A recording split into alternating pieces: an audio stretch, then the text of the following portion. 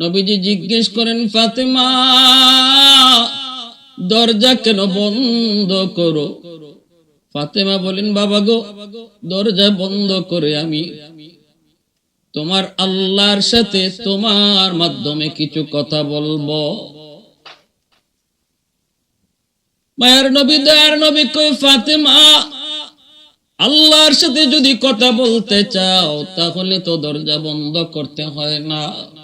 ফাতেমা বলে, বাবা কথাগুলি এমন যে কথাগুলি আর কেউ শুনতে পারবে না। নবীজি বলেন, কিরে মা, একটু কও। নবীজির কাছে আইসা ফাতেমার চোখ দিয়ে দর দর করে পানি পড়ে। নবীজির আঘাত প্রাপ্ত অঙ্গগুলা তিনি দেখতেছেন আর চোখের পানি জড়ায় কান্দেন। ওই অবস্থায় তিনি ডাক দিয়া বলেন, মালিক, ও মালিক, তুমি তো আমার আব্বাকে তোমার হাবিব বলে ঘোষণা দিয়েছো, বন্ধু বলে ঘোষণা দিয়েছো। আল্লাহ বন্ধুকে বুঝি কেউ এভাবে কষ্ট দেয়? নমরুদের আগুনকে যদি ইব্রাহিম খলিলের জন্য তুমি ফুলের বাগান বানিয়ে দিতে পারলে, মুসা কালিমুল্লাহর জন্য যদি নীল দরিয়ার পানিকে তুমি রাস্তা বানায় দিতে পারলে, তাহলে আমার আব্বার জন্য তায়েফের মাটিতে উশৃঙ্খল যুবকগুলির পাথরকে কেন তুলা বানায় দিতে পারলে না? মালিক, তুমি কি পারো না? পারো না কেন? কেন? তোমার কাছে আমার প্রশ্ন, আমার বাবা রক্তে দেহ কেন লাল? কেন আজকে আমার বাবা আঘাত প্রাপ্ত? তায়েফের জমিনে বাবা গিয়েছিল তোমার কালেমার দাওয়াত দেওয়ার জন্য। আমার আব্বা তো নিজের কথা বলতে যায়নি, গিয়েছিল তুমি মালিকের একত্ববাদের দাওয়াত দেওয়ার জন্য। ও মালিক, জবাব চাই, জবাব। ইব্রাহিমের জন্য যদি নমরুদের আগুন ফুলের বাগান বানায়া দিতে পারলে, মূসার জন্য যদি নীল দরিয়া শুকায় তুমি রাস্তা বানায় দিতে পারলে, আমার আব্বার জন্য, তিনি তো তোমারই হাবিব, কেন তুমি ওই পাথরকে তুলা বানাইতে পারলে না? আল্লাহ নবী তখন হাত ধরে কই, মা এভাবে আল্লাহর সাথে কথা কয় না, মা এভাবে আল্লাহর সাথে কথা বলে না। সাথে সাথে ফাতেমা কয়, আব্বা কিভাবে বলবো? বাবা গো, মন রে বুঝাইতে পারি না, তুমি তো আমার আব্বু, আমি তো তোমার মেয়ে, কেমন করে আমি তোমার এই আঘাত সহ্য করব? ও বাবা, বাবার দরদ তুমি কি বুঝো? তুমি তো বাবার দরদ বুঝো না, জন্মের আগে বাবা হারাইছো। আর তোমার আল্লাহর তো বাবাই নাই, তোমার আল্লাহর তো মাও নাই। ও বাবা, তুমিও তো বাবার দরদ বুঝো না, তোমার আল্লাহ তো বাপ মা নাই, বাপ মার দরদ কেমন বুঝবে? দরদ তো বুঝে ফাতেমা, কারণ ফাতেমার বাবার এই অবস্থা ফাতেমা নিজের চোখে দেখতেছে। কেমন করে সইব বাবা গো, কেমন করে সইব? নবীজির চোখ থেকে দর দর করে পানি পড়ে, ফাতেমা কান্দে। নবীজি আবারও আদর করে কয়, মা এইভাবে কইস না, মা এইভাবে কয় না, এভাবে কয় না। ফাতেমা তখন চোখের পানি মুছেন, পানিটা গরম করেন, নবীজির আঘাতপ্রাপ্ত জায়গাগুলি গরম পানি দিয়া কাপড় ভিজে ভিজে ফাতেমা তিনি সেক দিতেছেন। আল্লাহর নবী কিছুটা আরাম পান, আরাম পান। ফাতেমা বিড়বিড়ে আল্লাহর কাছে কান্দে আর কই, মালিক, ও মালিক, তুমি রাগ কইরো না, আল্লাহ তুমি আমার উপর গোসা কইরো না। আল্লাহ, মনরে বুঝাইতে পারি নাই, আমার এভাবে কথা বলা উচিত হয় নাই। আল্লাহ তুমি আমাকে ক্ষমা করো, আল্লাহ তুমি আমার আব্বারে তুমি আরাম দাও।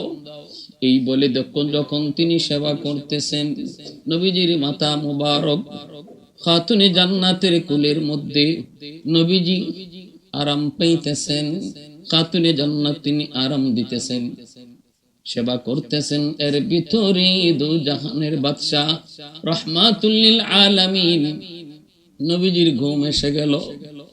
আল্লাহর নবী একটু আরাম পাওয়ার কারণে ঘুম এসে গেল। নবীজি চোখ লাগা মাত্রই স্বপ্নে দেখেন নবীজির মাথার পাশে দক্ষিণী মা আমেনা বসা আছেন গো, আর নবী তার মায়ের কোলেই মাথাটা রেখে আছেন। মা আমেনা নবীকে সেবা করতেছেন, সান্ত্বনা দিতেছেন। মূলত নবীজি মাথা রাখছেন কলিজার টুকরা মেয়ে ফাতেমার কোলে, কিন্তু স্বপ্নে দেখেন স্বপ্ন যুগে মা আমেনা তিনি নবী মাথাটা কোলে রাইখা সেবা করেন। ওই অবস্থায় নবীজি সাথে সাথে মাকে পেয়ে আর দেরি করলেন না, সাথে সাথে মার হাতটা ধইরা বলতেছেন, মা গো, ও মা, 6 বছর বয়সে তোমাকে মক্কা মদিনার রাস্তা আবওয়া নামক জায়গায় হারাইছি। সেদিন থেকে আর কোনোদিন মা বলে ডাকতে পারি নাই। মা গো মা, সেদিন থেকে আমি আর কোনোদিন মা বলে ডাকতে পারি নাই। মা, আজ অনেক দিন পরে তোমাকে পেয়েছি, আজ আমি তোমাকে যেতে দেব না। মায়ার নবী, দয়ার নবী এতিম। জন্মের আগে নবী বাবা হারাইছেন, 6 বছর বয়সে মাকে হারাইছেন। আব্বু আব্বু বলে ডাকেন, মা আমার আব্বু কই? কত বাবা তার সন্তানকে কপালে চুমু দেয়, আদর করে। এই দৃশ্যগুলি যখন আমি দেখি গো, আমি আর নিজেকে সামলায় রাখতে পারি না। অঝোর দ্বারায় চোখে অশ্রু ঝরে, শুধু চিন্তা করি আজ যদি আমার আব্বা দুনিয়ায় থাকতেন, আমার আব্বা তো আমাকে এইভাবে আদর করতেন। মা, আমার আব্বা কোথায়? আব্বা কোথায়? নবীজির আম্মা তখন নবীজির দাদা আব্দুল মুত্তালিবকে বলতেছেন, বাবা গো, আপনার নাতি শুধু আব্বা আব্বা করে। নবীজির দাদা আব্দুল মুত্তালিব তখন বলতেছেন, মারি যাও, আমার নাতিটাকে লইয়া মদিনায় যাও, যেখানে বাবার কবর কেন অন্তত দেখায় নিয়ে আসো। নবীজির আম্মা রওনা দিয়া দিছেন, সাথে নিছেন উম্মে আয়মন বাদিকে। মদিনায় গেলেন, নবীজির বাবার কবর, আব্দুল্লাহর কবর। মা যখন আঙ্গুল দিয়ে ইশারা দিয়ে দেখায় দেয়, বাবা মুহাম্মদ, এই যে তোমার আব্বুর কবর। শিশু নবী বাবার কবরে উপকাশি দেয়া, কবরের উপরে নিজের চিত হয়ে শুইয়া বাবাকে যেভাবে সন্তান বাবার উপরে ওইটা বাবার গলা জড়ায় রাখে গো, এইভাবে দয়ার নবী কবরের উপরের মাটিতে যেন বাবাকে বুকে জড়ায় কান্দেন আর বলতেছেন, আব্বু, পৃথিবীতে জন্মের পর আজও পর্যন্ত আব্বু বলে ডাকতে পারি নাই। বাবা ডাকের ভিতরে কত মজা আমি নবীতে জানি না, আমি মুহাম্মদতে জানি না। চোখের সামনে আমার বন্ধুদেরকে বাবা আদর করে, চুমু খায়। সন্ধ্যা হয়ে গেলে পরে বাবা সন্তানের খুঁজে বের হয়, কিন্তু আজও পর্যন্ত তুমি আমাকে কোনোদিন নিতে আসলা না। আব্বু, আমি আমার মনকে কেমনে বুঝাই। এই বইলা যখন দয়ার নবী ইনিয়ে বিনিয়ে কাঁদতেছেন, কয়েকজন ইহুদি নবীর কান্না দেইখা তারাও কান্না শুরু করলো। ইহুদি একজন পাদ্রী, সে তাওরাত কিতাবের পণ্ডিত ছিল। নবীজির কান্না দেইখা এবং নবীজির চেহারা দেইখা, নবীর লক্ষণগুলি দেইখা ইহুদি পণ্ডিত চিনে ফেলেছে, এই বালক তো মুহাম্মদ, মনে হয় আখির নবী। সাথে সাথে ডাক দিয়া বলতেছে, মা গো, এই বাচ্চা বুঝি তোমার? নবীজির আম্মা কান্দেন আর চোখের পানি মুছে বলেন, হ। ইহুদি পণ্ডিত কয়, বাচ্চার নাম মুহাম্মদ, তোমার নাম আমেনা। আর কবরে যে শুয়ে আছে গো, এই কবরের মানুষটা হলো তার বাবা, নাম হলো আব্দুল্লাহ। নবীজির আম্মা আমেনা অবাক হয়ে গেলেন, কেমন করে আপনি জানেন আমার নাম আমেনা, আমার সন্তানের নাম মুহাম্মদ, বাবার নাম আব্দুল্লাহ কেমন করে জানেন? ইহুদি পণ্ডিত কই, মা, আমি তাওরাত কিতাবের একজন পণ্ডিত। তাওরাত কিতাবের ভিতরে আখির জামানার নবী কখন আসবেন, কোন সময়ে আসবেন, কখন মদিনায় আসবেন, বাবার নাম কি হবে, মার নাম কি হবে, চেহারাটা কেমন হবে, তার লক্ষণ কি হবে, সবগুলি আমি যখন মিলাইলাম, একে একে সবগুলি মুহাম্মদের সাথে মিলে গেল।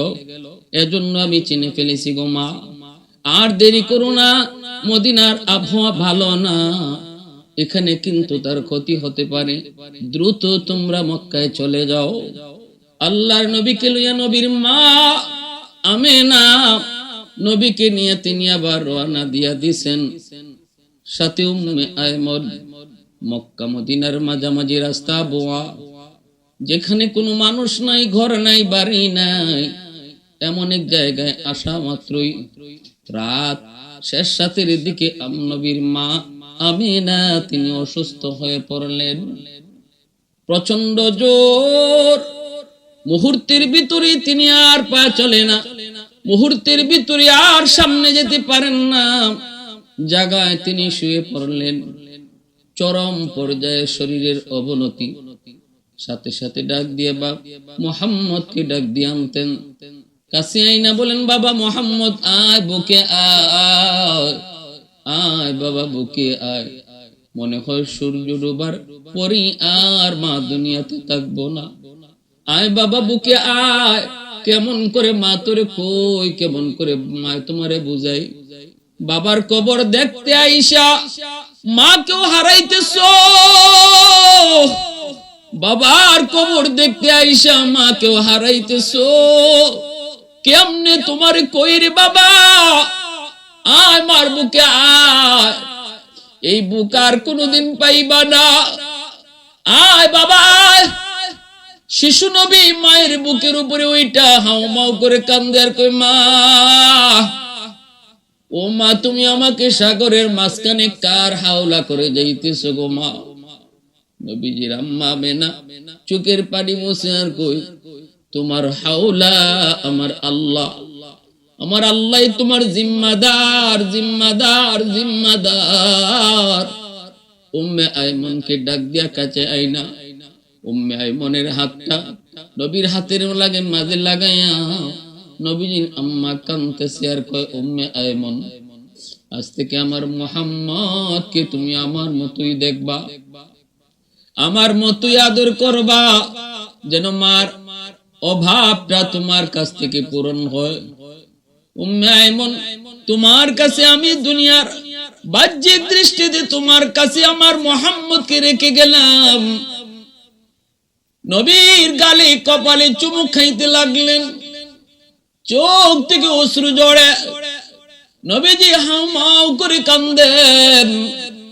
আল্লাহ তার হাবিবকে মা হারা বানাইতেছেন এমন এক জায়গার যুবক, যেখানে কোনো মানুষ নাই, যেখানে কোনো বসতি নাই, মরু প্রান্তর আবুয়া নামক জায়গায় আমার নবী দার নবী মাকেও তিনি হারাইলেন। আল্লাহর নবী রহমতের নবী উম্মে আইমনের হাত ধরে গভীর রাতে তিনি মক্কার দিকে রওনা দিয়েছেন। আবুয়া নামক জায়গায় মাকে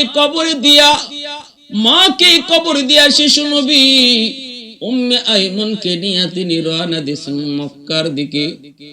আজও সেই আবুয়া সেই স্মৃতি এখনো ধরে রেখেছে যুবক। সেখানে গেলে এমন কোন নবীর আশিক নাই, চোখ থেকে পানি ঝরে না। একজন শিশু সন্তান, শিশু বাচ্চা কেমন করে পারলো এই মরুভূমিতে মারে কবর দিয়া, মারে এখানে চিরনিদ্রায় শোয়া, কেমন করে রহমতের নবী পায়ে হেঁটে মদিনায় মক্কায় আসলো। নবীজি এরপরে যতবার মদিনায় গিয়েছেন, ওই আবুয়া নামক জায়গায় গেলে পরে নবী সাহাবীদেরকে বলতেন, সাহাবীরা রে, কাফেলা একটু সময়ের জন্য থামাও, ওই যে আমার আম্মুর কবর, যেই মাকে আমি বাবার কবর দেখতে আইসা হারাইছিলাম শিশুকালের সেই 6 বছর বয়সে, আমি আমার মার কবরের পাশে দাঁড়া একটু দোয়া করব, তোমরা আমার সাথে দোয়ার শরীক হইও, আমার কান্না দেখা তোমরা এভাবে হাম্মা করে কান্দো না। নবীজি কবরখানা দেখা মাত্রই চোখ বেয়ে আল্লাহ নবীর অশ্রু ঝরতো। নবীজি কোটের পেট থেকে নাইমা কবরের সামনে দাঁড়ায় নবীজি অঝোর দাঁড়ায় কাঁদতেন আর দোয়া করতেন। আমার নবী মায়ের নবী 6 বছর বয়সে মা হারাইলেন। এরপরে রহমতের নবী আম্মা ডাকার দিতে পারেন না গো, কিন্তু নয়া মায়ার নবী মা পাইছেন ফাতেমাকে। ফাতেমাকে নবী মা বলে ডাকতেন। কেন ডাকতেন? কি জন্য ডাকতেন? কারণ হলো রহমতের নবী মায়ের নবী মার কাছ থেকে যে আদর সন্তান পায়, এই আদরটা, এই সোহাগটা, এই সান্ত্বনাটা, এই সেবাটা খাতুনে জান্নাত তিনি আমার মায়ার নবীকে করতেন। আম্মা জান খাদিজাতুল কুবরা রাদিয়াল্লাহু তাআলা আনহার ইন্তেকালের সময় নবী যেমন কাঁদেন, ফাতেমাও কাঁদেন। ফাতেমা ছোট, নবী যখন বারবার শুধু একই চিন্তা করে কাঁদতেছিলেন, চোখের পানি ঝরা। আমার খাদিজা যতদিন ছিল বেদিন বেঈমানরা আমার দিকে চোখ তুলে তাকাইতো না। খাদিজা আমাকে সান্ত্বনা দিত। কখনো যদি আক্রান্ত হয়েছি, খাদিজার সান্ত্বনা পেয়ে আমি শান্ত হতাম। আজ আমাকে কে সান্ত্বনা দিবে? আজ আমাকে কে সান্ত্বনা দিবে গো? তখনই ফাতেমা আমার নবীর মায়ার নবীর চোখের পানি মুইসা সান্ত্বনা দিয়ে বলতেন, বাবা গো, ও বাবা, ফাতেমা যতদিন আছে তোমাকে কোনোদিন কোনো অভাব বসতে দেব না। এজন্যই তায়েফের ময়দান থেকে রাসূল যখন রক্তাক্ত হয়ে মক্কায় ফিরেন, মায়ার নবী দোয়ার নবীকে ওই ঘরে রেখে খাতুনে জান্নাত দরজা বন্ধ করে আল্লাহর সাথে বাতচিত শুরু করে দিলেন। আল্লাহ, তুমি কি পারো নাই গো আমার আব্বার জন্য ইব্রাহিমের মতো আগুনকে যেমন ফুলের বাগান বানাইছো, মূসার জন্য যেমন নীল দরিয়ার পানিকে তুমি রাস্তা বানায় দিছো, তুমি কি আমার আব্বার জন্য পারো নাই গো? ওই তায়েফের জমিনের উশৃঙ্খল যুবকগুলির পাথর, যেই পাথরটা আমার আব্বার দিকে মারছে, এই পাথরগুলি তুমি কি তুলা বানিয়ে দিতে পারো না? রাসূল যখন কয়, ফাতেমা এইভাবে কয় না, এইভাবে কয় না, এইভাবে কয় না রে মা। খাতুনে জান্নাত বলে, মা বাবা, ও বাবা, আমি বলবো না কেন? আমি তো বাবা পাইছি, তুমি তো বাবা পাও নাই। বাবার দরদ কেমনে বুঝবা? তোমার আল্লাহ কেমনে বাবার দরদ বুঝবেন? কারণ আল্লাহর তো মাও নাই, বাবাও নাই। কুল হুয়াল্লাহু আহাদ আল্লাহুস সামাদ লাম ইয়ালিদ ওয়া লাম ইউলাদ।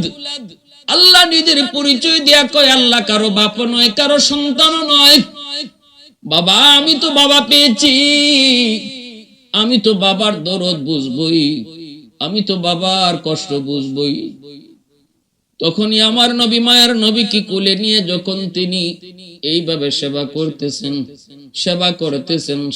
করতেছেন, নবীজি আরাম পেয়ে নবীজির চোখ লেগে গেল।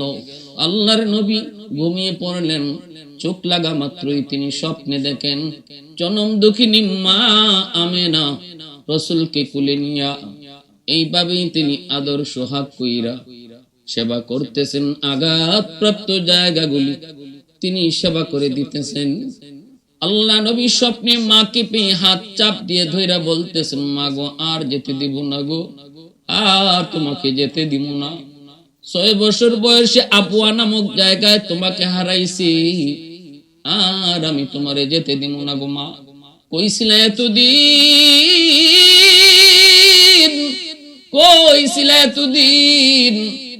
আর তোমাকে যেতে দিব না। এই বইলা নবী যখন ধরছেন, চিৎকার দিয়া যখন কইছেন মা, ঘুম ভেঙে গেল নবীজির। নবীজি ঘুম ভেঙে তাকায় দেখেন কলিজার টুকরা মেয়ে ফাতেমা চোখ থেকে দর দর করে পানি পড়ে কান্দেন। নবী জিজ্ঞেস করেন, ফাতেমা তুমি কান্দো কেন গো? ফাতেমা তখন বলতেছে, বাবা গো, তুমি স্বপ্নে কি দেখছো জানি না, কিন্তু মা কয়া চিৎকার দিয়া আমার হাতটা এইভাবে ধরছো, এই যে দেখো বাবা, এখনো আমার হাতটা তুমি ধরে রাখছো। রসুল কয়, মা আয় বুকে আয়, আয় বুকে আয়। আমি তো স্বপ্নে আমার মা আমেনার হাত ধরেছি, বাস্তবে যখন তোমার হাত ধরলাম, চোখ খোলার পর যখন তোমার হাতে আমার হাত, তাহলে মারে আজ থেকে তুমি আমার মা আমেনার জায়গায়, আজ থেকে তুমি আমার মা আমেনার জায়গায়। মা যেই সেবাটা সন্তানকে করে, তুমিও আজ আমাকে ওই সেবাটাই দিতেছো। স্বপ্নে আমি যা দেখেছি বাস্তবতা ঘটলো। মা আজ থেকে তুই আমার মা, তুমি শুধু আমার মেয়ে না, আজ থেকে ফাতেমা আমার মা। রসুলের নবী, রসুলের কন্যা খাতুনে জান্নাত ফাতেমা রাদিয়াল্লাহু তাআলা আনহা, এজন্যই নবীজি মা কইয়া ডাকতেন আর বলতেন, ফাতেমা তু বিদাতুম মিন্নি, ফাতেমা আমার কলিজার টুকরা। ফাতেমার একজন বান্ধবী ছিল ইহুদি মেয়ে, ইহুদি মেয়ে বিয়ের আয়োজন করলো বাবা, অনেক বড় ধন সম্পদের মালিক বাবা, ইহুদি মেয়ের আয়োজন করলো বিয়ে। কিন্তু বান্ধবী বাবাকে সাফ জানায় দিল, বাবা আমার একজন বান্ধবী আছে, নাম হলো ফাতেমা, ফাতেমা যদি আমার বিয়েতে না আসে তাহলে আমি বিয়ে বসবো না, এই বিয়েতে আমি রাজি না। ইহুদি কই, মারে কে সেই ফাতেমা? বান্ধবী কয়, ফাতেমা হলো মুহাম্মাদুর রাসূলুল্লাহর মেয়ে। এই কথা বলতে ইহুদি কয়, মারে মুহাম্মদ তো গরিব মানুষ, ফাতেমা সে তো গরিবের মেয়ে, কাপড় চোপড় তেমন দামি নয়। আমার আজকে অনুষ্ঠান হবে ভিআইপি ভিভিআইপি মানুষের জন্য, রাজা বাদশাদের ছেলেরা, রাজা বাদশারা আজকে আমার বিয়ের আয়োজনে এই অনুষ্ঠানে তারা হবে গেস্ট, তাদের শ্রেণীতে ফাতেমা যায় না।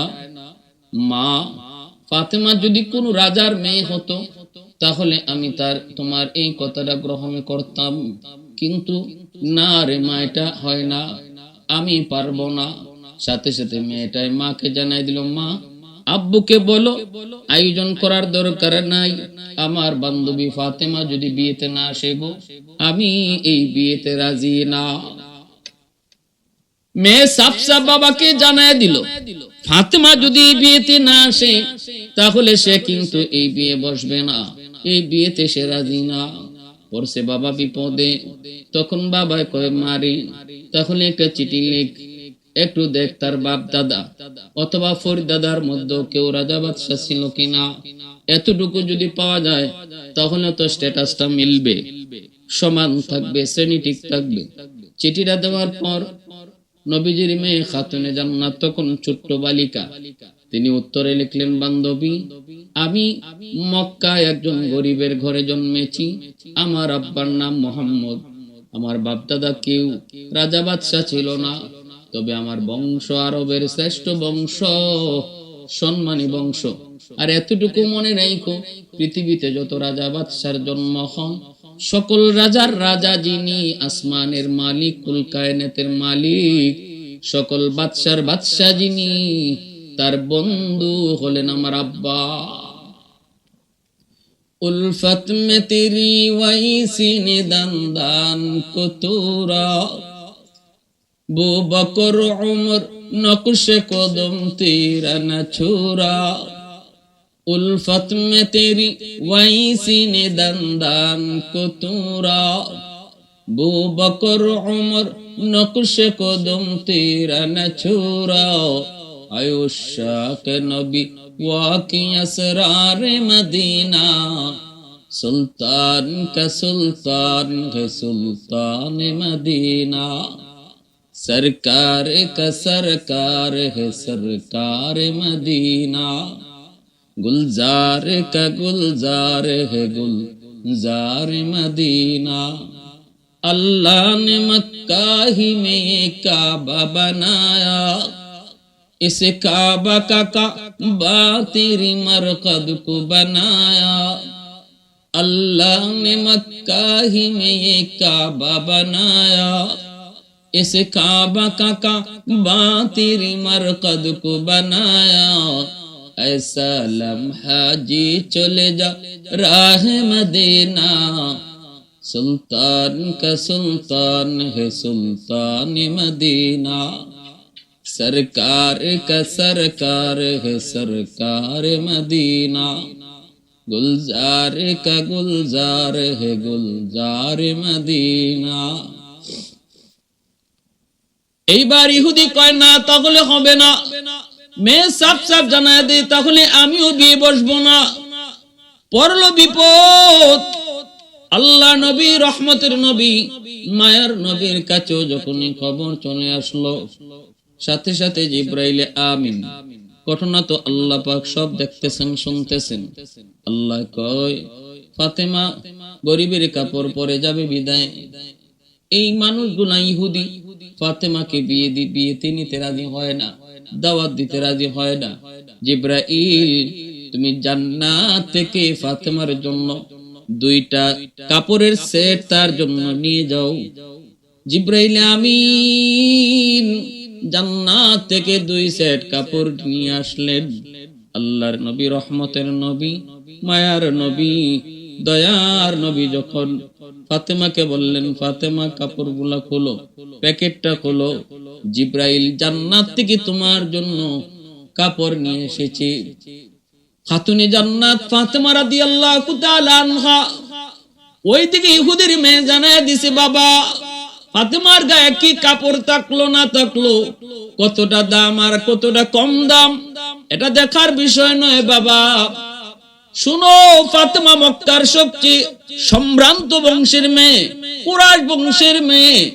তার বাবা মুহাম্মদ নবী মানতে তোমরা না পারো, ধর্মের ভিন্নতা থাকতে পারে, কিন্তু মুহাম্মদকে আলামিন উপাধি দিয়েছে ওই কাফির কুফাররাই। তোমরাই মুহাম্মদকে আলামিন বলো, সম্মানী বলো, একজন সম্মানী ব্যক্তি। অতএব বাবা আমি জানাই দিলাম দাওয়াত দেওয়াই লাগবে। ফাতেমাকে কাপড় পরে আসলো সেটা দেখার বিষয় নয়, ফাতেমা না আসলে আমি বিয়ে বসবো না। শেষ পর্যন্ত জান্নাতি পোশাক তিনি পাইলেন। এই জান্নাতি পোশাক পইরা যখন বান্ধবীর বিয়ের আসরে তিনি ঢুকলেন, সবগুলি মানুষের কান খাড়া হয়ে গেছে। দুনিয়ার কাপড়ের সাথে কোনো মিল নাই, দুনিয়ার কাপড় এত সুন্দর হয় না, জান্নাতি কাপড় এত সুন্দর এত সুন্দর এত দামি এত অলংকার সজ্জিত। সবার চোখ খারাপ হয়ে গেছে, কান খারাপ হয়ে গেছে, চোখগুলা বড় বড় হয়ে গেছে। বান্ধবীর কাছে যেয়ে বসলেন। শুধু কাপড়ের সৌন্দর্য নয়, এই কাপড় থেকে এমন এক খুশবু বের হয়েছে, গোটা এলাকা খুশবুতে মোহিত হয়ে গেল। বান্ধবী কাছে বইসা কয় বান্ধবী এই কাপড় কোত্থেকে আনছো? সবাই তোমার পোশাকের দিকে তাকায়, পোশাকের দিকে সবাই তাকায়, কোন মার্কেট থেকে পোশাক আনছো সবাই তো জানতে চায়।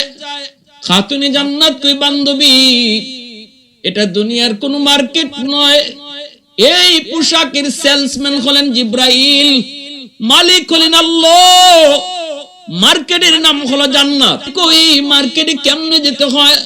ওই মার্কেটে যাওয়ার রাস্তা হলো সিরাতে মুস্তাকিম, একটা কালেমা পড়তে হয়, ওই কালেমা পড়লে পরে এই পথ পাওয়া যায়, এই পথ পাওয়া যায়। কোন সেই কালেমা একটু কম? সবাই তো কাপা কাপড় দিয়ে পোশাক দিয়ে পাগল। সেই মার্কেটে যাওয়ার রাস্তা কোনটা? কই মার্কেটে যাওয়ার রাস্তা হলো লা ইলাহা ইল্লাল্লাহু মুহাম্মাদুর রাসূলুল্লাহ সাল্লাল্লাহু আলাইহি ওয়াসাল্লাম। অধিকাংশ মানুষ এই কথা শুই না কালেমা পড়ে, ওই কথা শুই না সবাই অবাক হয়ে গেল, সবাই অবাক হয়ে গেল। আর বাবার বলে দেওয়ার সেই কালেমা মেয়ের মুখ থেকে শুই না কালেমা পড়ে সবাই মুসলমান হলো। উপস্থিত মজলিসে অনেকেই কালেমা পড়ে মুসলমান হলো। ভাইরা বন্ধুরা, রাসূলের কলিজার টুকরা মেয়ে খাতুনে জান্নাত, জান্নাতের সকল মহিলাদের সরদারিনী, রাসূল যাকে মা কয়ে ডাকতেন, রাসূল যার ব্যাপারে বলছেন ফাতেমাতু বিদআতুম মিন্নি, জান্নাতের সকল মহিলাদের সরদারিনী, যিনি পৃথিবীর 4 জন সুন্দরী নারীদের মধ্যে একজন, এই 4 জনের একজন হলেন হযরত ইব্রাহিম আলাইহিস সালামের প্রথম বিবি সারা আলাইহিস সালাম। পৃথিবীর যে 4 জন সুন্দরী মহিলা ছিলেন, নারী ছিলেন, এর ভিতরে তিনি একজন। দ্বিতীয় জন হলেন হযরত মরিয়ম আলাইহিস সালাম, ঈসা আলাইহিস সালামের আম্মা। আরেকজন হলেন ফেরাউনের বিবি হযরত আসিয়া আলাইহিস সালাম, তিনি হলেন বিশ্ব সুন্দরী। চতুর্থ জন হলেন রাসূলের কলিজার টুকরা মেয়ে ফাতেমা রাদিয়াল্লাহু তাআলা আনহা। এত সুন্দর, সুন্দর শুধু চেহারা দেখে সুন্দর নয়, সুন্দর মাপ করা হয় চারিত্রিক দিকটাও যার সুন্দর ছিল। যেমন তার রূপ সুন্দর, তেমন তার চরিত্র সুন্দর। এই 4 জন মানুষ পৃথিবীর ইতিহাস গড়ে গেছেন। যেমন বাহ্যিক সুন্দর, তেমন ভিতরে ছিল তাদের সুন্দর। আল্লাহ পাক রব্বুল আলামিন খাতুনে জান্নাতের মতো আমাদের জীবন গড়ার তৌফিক দান করুন। প্রতিটা মা বোনকে তার জীবনী পড়ার, তার জীবন মতো নিজের জীবন গড়ার তৌফিক আল্লাহ দান করুন।